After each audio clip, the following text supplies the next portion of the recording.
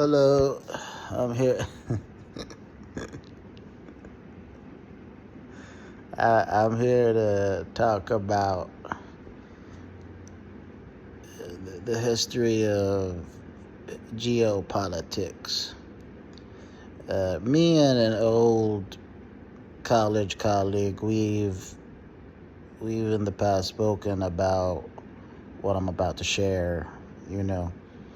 And what I'm trying to say is that history repeats itself. For example, China is basically the secondary superpower. It's we live in a bi superpower world. I would say we live in a bi superpower world. They're not necessarily equal, but they're not really equal. But it's like there's like a primary, secondary superpower world we live in. And that happened in the past. Actually. In the past, it was England and China. Now it's U.S. and China. China was a regional and I guess as well a superpower multiple times throughout history. What else? Uh, uh, for example, Persia, currently known as Iran. We're just going to say Persia for because China kept the name China, or they always called it China, so we're going to say Persia. So, Persia, or let's say Iran, or let's say Persia. Iran, Persia, same thing. So Persia was a superpower multiple times throughout time. They even provided the framework for a lot of superpowers throughout history.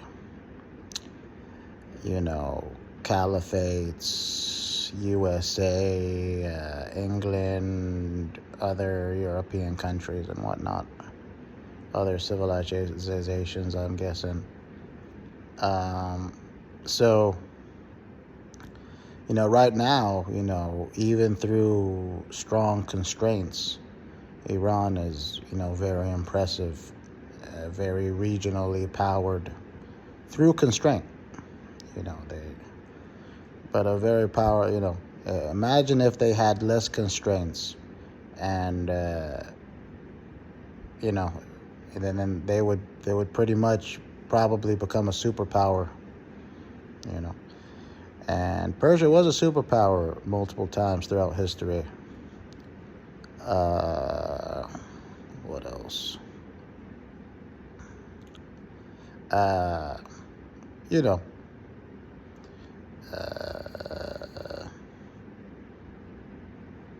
what else?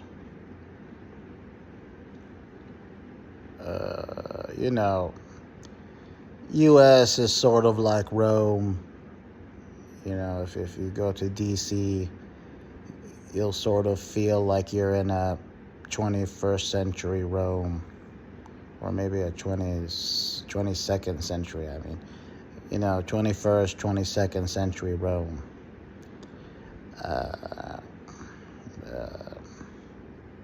The English does come from Latin, so what else?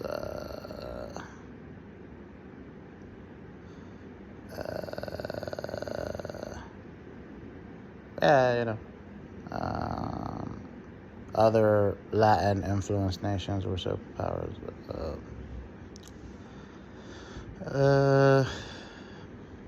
Yeah, you can tell what's an extension and what's like solid from what I've said. But yeah, history repeats itself nonetheless. Specifically with China, Persia,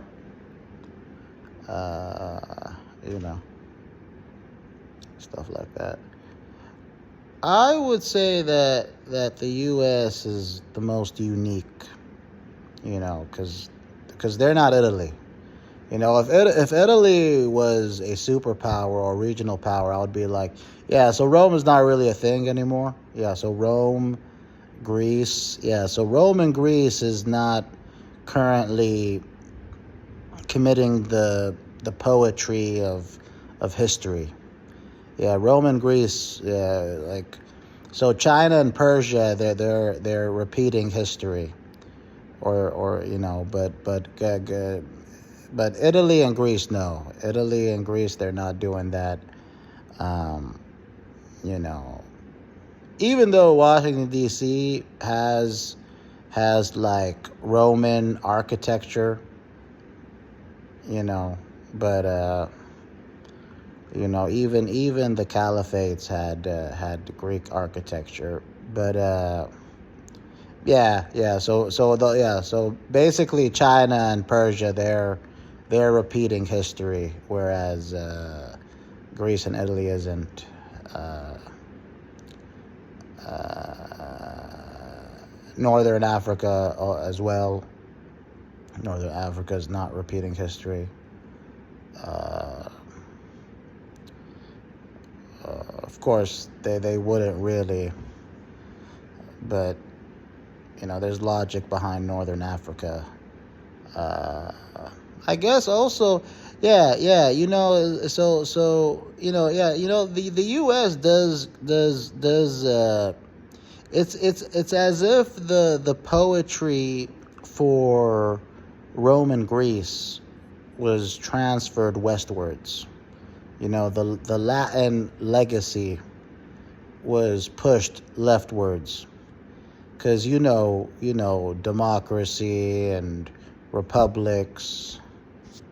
democracy and republics, and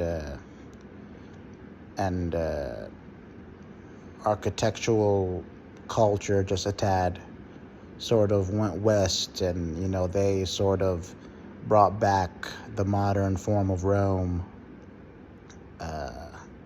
There's a lot of other commonalities with Rome and Western dominance, not including Italy and Greece, because they're not that. I don't think Greece is a great. Greece has a great tourism economy. Italy as well. They're both beautiful, but that's about it, really. Okay, have a nice day.